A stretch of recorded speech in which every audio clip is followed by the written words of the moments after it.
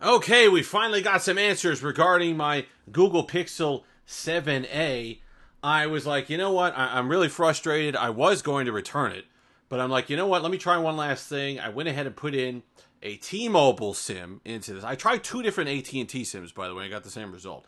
I put in a T-Mobile SIM, and all of a sudden the phone started behaving as it should behave. So the problem on AT&T was that it wasn't swapping between 5G and 4G LTE. If it lost 5G signal, which is kind of weak in my area, it's borderline in my area, it swaps back and forth a lot. In fact, that's one of the reasons why my battery life often is worse than other people's experience with battery lives on devices, because my modem does so much work switching back and forth between 5G and 4G LTE.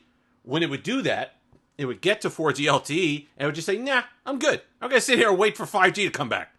And it would sit there sometimes for 20 minutes, 30 minutes. If the disconnect, and when you disconnect, it's not a signal, it's not a matter of just, well, when it detects signal again, it pops back on. It takes a few minutes once you fully disconnect from your modem. And so that was just happening over and over. And in just the worst spots, it was not just, someone's got to call somebody. And maybe it's because their devices don't have signal. They can't reach each other. Google's got to call AT&T. AT&T's got to call Google. And they got to work that out. Maybe it was something just with mine. I don't know. That would be bizarre. But, you know, the modems aren't particularly strong in the first place when we're talking about the Exynos modems that they use in these Pixel devices. But that seems to have at least solved it. T-Mobile is efficiently switching between the two without me losing signal. So I was able to use this device fine. I am getting the improved battery life that comes along with that. Instead of 4 hours of screen on time, I'm pushing 5, which is amazing. Just really fantastic. We'll go over. We're going to go over a lot of. There are a lot of positives to this device. Obviously, not at $499. The display, I pointed out in the Pixel 6a video yesterday, it's not the 90 hertz that sells it. It's the fact that it's a better display. It's not very bright still, which is bizarre to me. If they could have saved the 5-watt wireless charge and maybe added a couple nits here to the display, that would have been nice. Same thing with the 90 hertz. I don't think the A devices needed 90 hertz. If they're looking for like a premium S device, you run into problems, because if you're already here at $499, you know, you're like, well, you know, should you be using, you're looking flagship, it's high end for the mid-range devices, and that's something that at least right now you should avoid. But at $399, this becomes very attractive for a lot of different reasons. So the performance was never the issue for me. It was never performance that I had a problem with. The 90 hertz does work nice. The Tensor 2 is good. The warmth is the warmth. It's a Pixel device running an Exynos, so it's going to be a little on the warm side for certain things like video capture and gaming. You see that there are plenty of people doing picture comparisons. There's a downgrade between the Pixel 7 and this camera, which you'd expect, a different sensor, not quite as good, but it was a little alarming how much that was. So that's something to consider. You know, right now you really wouldn't look at this device. I don't know who would look at this device unless it's on a phenomenal carrier deal. Like we're talking like $4 or $5 a month or $10 a month. You're picking one of these up, then it starts to make sense. But right now you'd probably lean towards the Pixel 7. As a lot of people are saying, that's nothing new. I'm just glad that I'm able to sort of use it normally and not have an issue. And the frustrating part about dealing with anything Pixel, if you have any sort of problem or issue, even if you don't approach it, like when I was on the Pixel subreddit, I didn't approach it in a mocking way or anything like that. I was like, hey, listen, AT&T, is anyone else running into this? You run into this, if you remember the horrible movie, by the way, Wing Commander movie. Great game with Mark Hamill. Horrible movie. And Freddie Prinze Jr., I think, something like that. Well, they had this ridiculous thing where if you blew up on a mission, they'd pretend like you didn't exist anymore. Like if you died on a mission, that was it. You never existed. They did this for like some sort of mental health thing.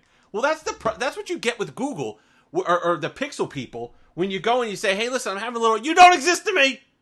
You don't exist. Mine is fine. My Pixel is fine. You don't exist. You're not there. I don't see you. I can't hear you. La, la, la. I can't hear you. And we're like, well, hold on now. Well, then what if it just helps everybody? What if I could find out what the problem is and then I could join my Pixel? No, I don't care. Mine's not having it. Mine's fine. Mine's fine. My Pixel's fine. You get so much of that in the Pixel community. And, you know, you'd think that they never had issues with anything. You'd think that they didn't just a year ago have issues with fingerprint sensors or with modems, Wi-Fi connection, Bluetooth connection, software updates causing battery drain, and mobile network issues. You'd think that never existed. You'd think that was in the distant past. This is a year ago. It was a month ago. They just came out with that server-side solution for the overheating and battery drain that they were experiencing with the May update. You think these were flawless devices? No device is flawless. The problem is that the Pixel devices, when they do have a flaw, it happens to be a front-end flaw. So it's in your face all the time. Fingerprint sensor, in your face all the time. Can't connect to Wi-Fi, in your face all the time. Can't connect to Bluetooth. Front-end things. It's not, well, I'm taking a picture in HD RAW, whatever, and then if I switch to the lens, it's not a smooth scroll. Nothing like that. Stuff that you got to go 6 layers deep into the OS. Front-end stuff.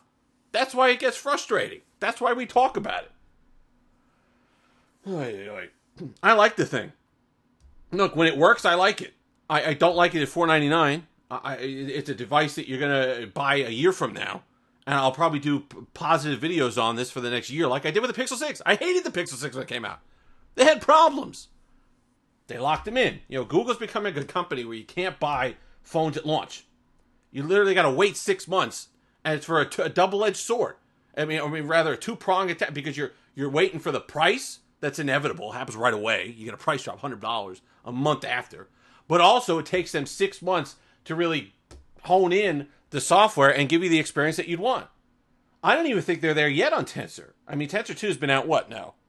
7 months? I think they still have work to do. It took them almost a year to get the first Tensor locked in, to get you that phenomenal battery life on the Pixel 6 that you have now.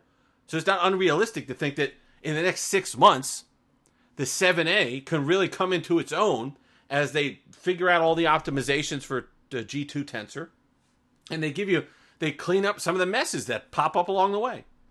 No one's saying it's a bad phone. It's not a bad phone. It's just some of the things that go wrong on these devices get frustrating because they're things that affect your daily use, right? I couldn't send messages. That's frustrating. AT&T's no angel either. But that's the first time I've had that, and it's not a bad sim because it's sitting in this thing right now, and it's perfectly fine. I don't know. Like I said, someone's got to talk to somebody because this is a good device. It's a good device. The screen is excellent. Like I said, could use brightness, but the contrast in the color is really good. There's a lot to like here, especially when we start to hit that $399 price point, and they kept the proportions between these two devices. It keeps some of the charm of the 6A. Because of the fact that it's got, it's that 6.1 inch display and the metal frame and the rest of it. I love the color. Nailed the color. Beautiful. This is what we were talking about on my Pixel XL video.